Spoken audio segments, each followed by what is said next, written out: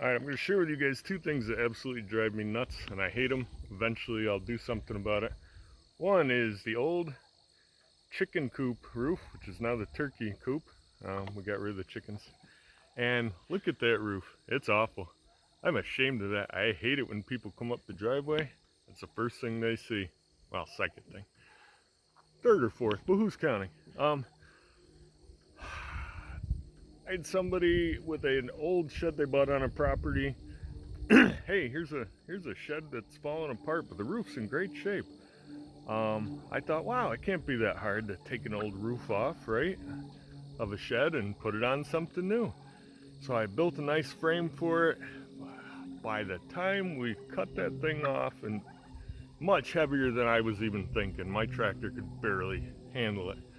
And we braced it up, we got it on a trailer, brought it here, slid it up onto the two end posts, or end beams, and it just got all wonky. It's horrible, it looks ugly, it leaks. I will never do that again.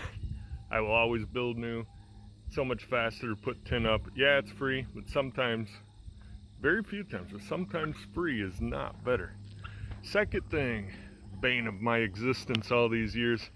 When we first built, this is one of the first things this is a 3-part barn. This was a chicken coop, and then one extension on it for the cows when my wife decided to get cows, and then another extension when we were adding on to the herd way before that building was built. All right, there it is. That's where we used to have them.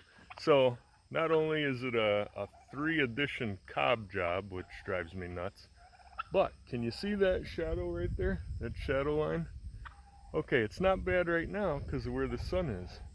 But in the wintertime in the south, this bend in the driveway is completely in the shadow of this barn.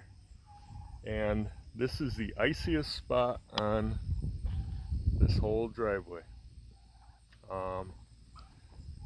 And it's just a nightmare because you have to slow down for this bend to make the turn.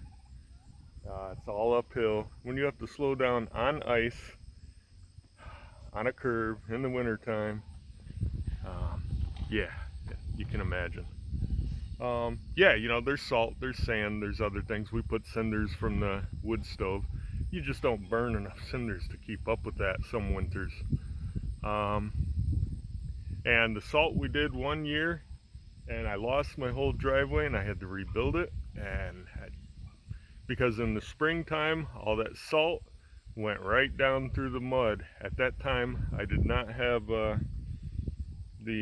what do they call it? The fabric anyway, the type of fabric for roadways. I didn't have that underneath it. I just had stone on top of clay.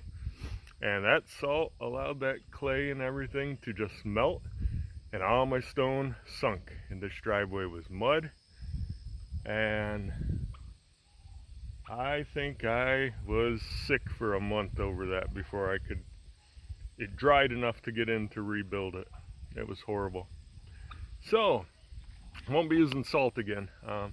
But since then I have put in road fabric and more stone, and I'm actually due for more, just a topping because a lot of this is eroded. But I still wouldn't put salt on it, even with that. So anyway, what's my point?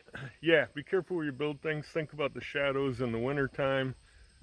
In the summertime, it's easy to be kind of, happy and go lucky. Just think about placement of buildings for the winter time. All right.